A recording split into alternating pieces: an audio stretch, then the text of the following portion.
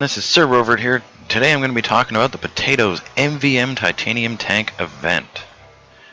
Unfortunately, this will be more of a slideshow as my footage of the gameplay was corrupted.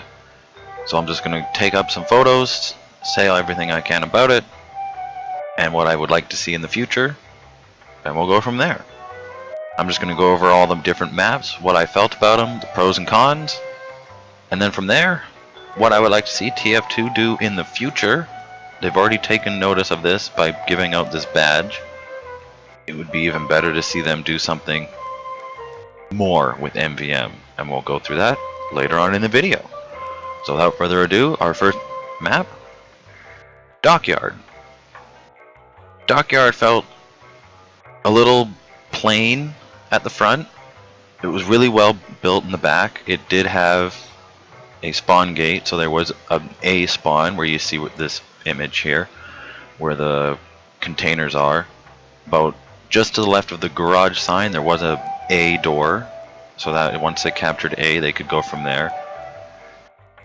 Overall, as an MVM map, awesome. Again, the middle part where the ramp and the kind of just a gray block felt kind of plain. I think it needed a little bit more around there, but you don't want too much. The special boss in this round, that was lots of fun. I'm not going to try to spoil as many as I can. I'm just going to say that there is a boss for most, if not all, the tours. This one was fun. It was unique. It forced players to play different, and you can't just push ahead and block everything the entire time. Overall, this was a great MVM map. It did feel a little bit clunky in some spots. Mainly when you try to get back up from the gray block in the middle back to where you're going to protect A. It's a little flat. I thought there might have been maybe something. There need to be something between this red building in the middle where it says metal just to the left and to the gray block just to the right. There just needs to be something there. Overall, it was great. The second map, I'm doing these in alphabetical order, by the way. You can do them in any order. You can do the waves in any order. You can do the tours in any order. Just as long as you want to get that achievement item, you got to do all 39 waves and all 6 tours. Second map is downtown. Really nice layout. You've got 3 different areas for the robots to control. You got the A, B, and C, and you actually can capture those back, which I thought that was a great thing. We had points during our tour. We lost B. You go just above and to the right of the double-decker bus in the image. You can recapture B, and it pushes the robot back. I think that was a very unique way of doing things. Overall, though, this was probably my least favorite map. It's very blocky. There's parts that I have yet to play on. Just looking at this image, there's a broken down part near the back of the image. I have not been on that level. Closer to the front, there's a roof on the left. Didn't use. The roof and walkway in the middle, never used. And there's parts of the map I probably have not seen yet. We had to stay very low to the ground along the main streets. With that being said, if the robots were either going to the left or to the right, you'd have a few that would sneak through the middle. Unfortunately, usually they'd be scouts. They'd take the bomb, and by the time you noticed, the wave's over, you gotta restart. The inside, just to the right, you'll see it says gray gravel. That's where the robots come out of. It felt, again, a little blocky. There are parts that you kind of get caught on over and over. The robots, they also got stuck in some spots. Again, this is all community made, so not trying to knock anyone, but it just felt a little blocky. Once they got past that, this map looks absolutely amazing, minus a few tweaks here and there. The special boss for this one, it was probably, again, the weakest one. Once you figure out, and at the end of the tour, you have your maxed out on weapons, ammo, and your resistances. It again felt a little bit flat, so honestly, out of all of the tours, this is my least favorite, but still an amazing map, and it was still a lot of fun.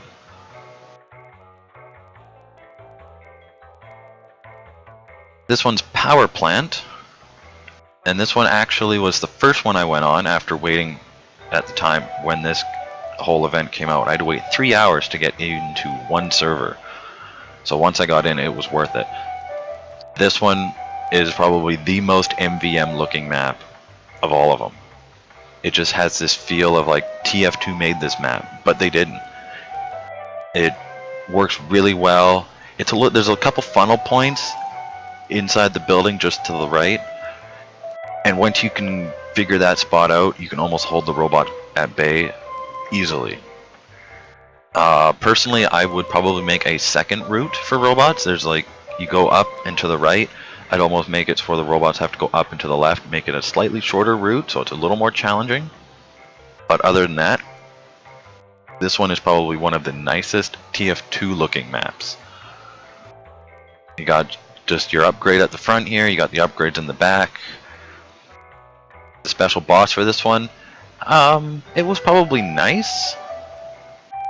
Again, being the first one, it kind of set the bar, but it kind of was down near the bottom overall for me. I didn't mind it. I loved the interaction, telling the players that they're just so tiny and small, I'm gonna crush you, and all that stuff. I think overall it was near the bottom of the list of the bosses. Still, overall, really enjoyed it. I thought this is probably, again, the most TF2 or MVM style looking map. Even just with this picture, you can see it totally looks like some of the original maps that were made. And this one is Steep. Steep is probably the most confusing layout. A lot of it, honestly, it was kind of going back to downtown. I didn't go to a lot of it. The robots stay on one of two pathways, either outside or they go inside, and there's like a mine area. It is, as you can see, this is the entire map, minus the stuff you can't see under the ground. I like the style. There's a pit about halfway through near that brown smudgy spot in about the middle of the screen that you can push robots out. It makes me think of Decoy. It just has that feel of old rustic, but at the same time almost kind of an MVM mine, like Badlands and Two Fort, and it just had this good TF2 feel. Again, there's just parts of it that were a little clunky, and I didn't go to a lot of the levels. There's no need for you to go up there. Even as an engineer, there's spots that were more viable. That's just my take. The boss on this map was a lot of fun. Actually, the guys that I was playing with, it totally took them by surprise. But it was up there in the uniqueness. It was really simple, really plain. But once you actually had it happen, it was a lot of fun. So I'd put Steep right in about the middle. It wasn't great. It wasn't bad. It was average. Honestly, we went through this map really quick. This is, if TF2 decided to put this one in, great, but I would tweak it just a little bit.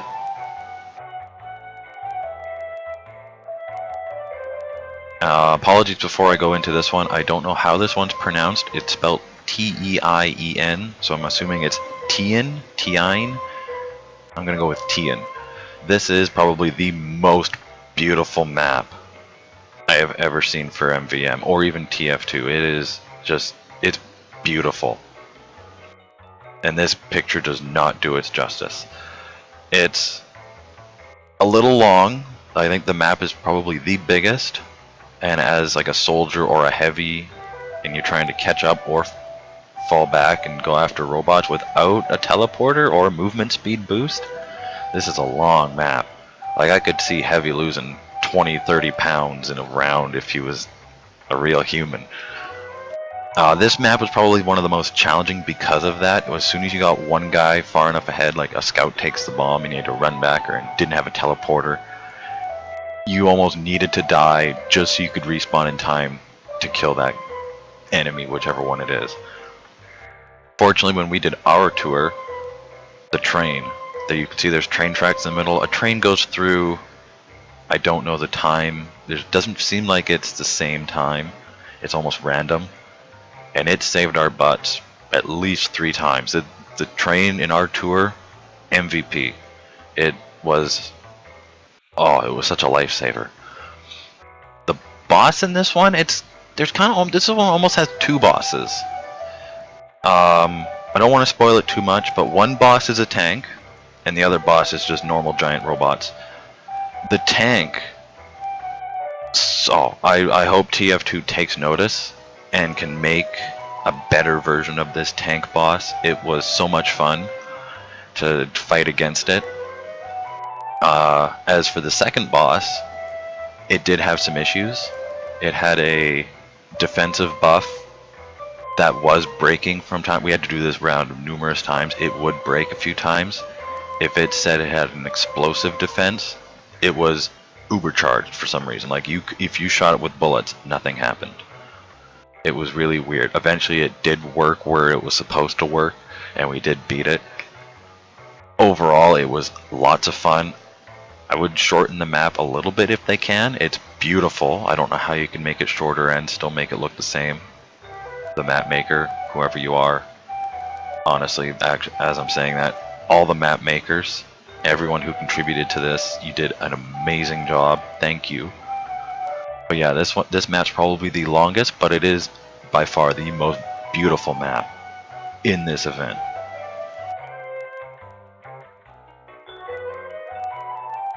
And this map is also probably a close second for beautiful. This is Waterfront. It's pretty much what you see on the screen. There's two routes. There's the outside route, and then there's like an inside route. They both end up just on the right hand side of the screen, just past that little room that you can see in. That's where the bomb ends. It was great if like in this situation with this picture, the outside route is probably the more challenging route. It's more open. We had lots of luck in our tours. The outside ones were the easier runs. The inside routes, it bottlenecks up way too much, especially when there's a tank involved. The tank blocks everything coming in or out. Honestly, if you were going to tweak this map, I'd make that hallway a little bit wider. There were times we just had to sit there. The tank would either run over us by accident or even kill robots by accident. It made some routes or some waves really easy, but it also at sometimes made some waves really hard, because as soon as that tank gets past the bottleneck, there's a lot, and I mean a lot of robots sitting there. This map is super unique. There's water pits everywhere. I don't believe this is much of a spoiler for this one. It's not the boss, but snipers come in and they have huntsman arrows that have certain properties to them, and you have to wash off those properties in the water. But at the same time, what made it even more challenging, and again, when I mean challenging, it was fun. I'm not being upset about it. This was fun. If you have to go in the water, there's pyro sharks coming after you with the neon annihilator, so you better watch out. This one it looked beautiful. I'd probably put this right near the top. It's really small. It's kind of challenging in that way. The first couple rounds you really got to work hard, but again, once you build up those immunities and your ammo supplies and just everything overall, this map, it evens itself out. It's a lot of fun. So those are the 6 maps. So once you beat all that, you get this. It's a genuine looking badge that's just, it doesn't stand out that much, but it's worth it. If someone checks it out and goes, hey, where'd you get that? Let them know. It is paintable. It'll be blue on blue team, red for the red team, even though there's no red tanks, but it doesn't look that bad. You can paint it all the different colors. It looks great. I'm going to be wearing it for a long time until another event comes up, or if TF2 decides we should kind of do something like this. And that's where I lean into this section where TF2, take notice. Bring us new stuff. Make it fun. And just stop pushing competitive. You've kind of dropped the ball on competitive the last couple years. Just bring it back to fun. Players want to play video games. They don't want to have competition. And if they want competition, you got to have a fun game, and then they want more and they want to compete. And I think in that time you should finally have a good game. But enough about that. Potatoes MVM Titanium Tank event was amazing. I would love to see if TF2 can take that and make like a campaign, go fight robots, complete the missions, get rewards. People are going to be buying these contract passes. Will it, and then that's another issue that I had, will it compete with the man up? I would keep that as a separate thing for now, and then maybe by the end of it, when they end the contract, if you still have these things and you need to man up, they should have a grace period. You're going to make money. You're going to have these tickets, you're going to have these events, people are going to buy stuff. So TF2, if you're listening, please, almost take Jungle Inferno, put it into MVM, have contracts, have events, have weapons, have a whole bunch of cosmetics. But remember, we're gamers, and we want to have fun. I hope this rant wasn't too much of a rant, and you enjoyed this video. Again, apologies, it's a slideshow and not video review. If you like more, there will be more. And thanks for watching.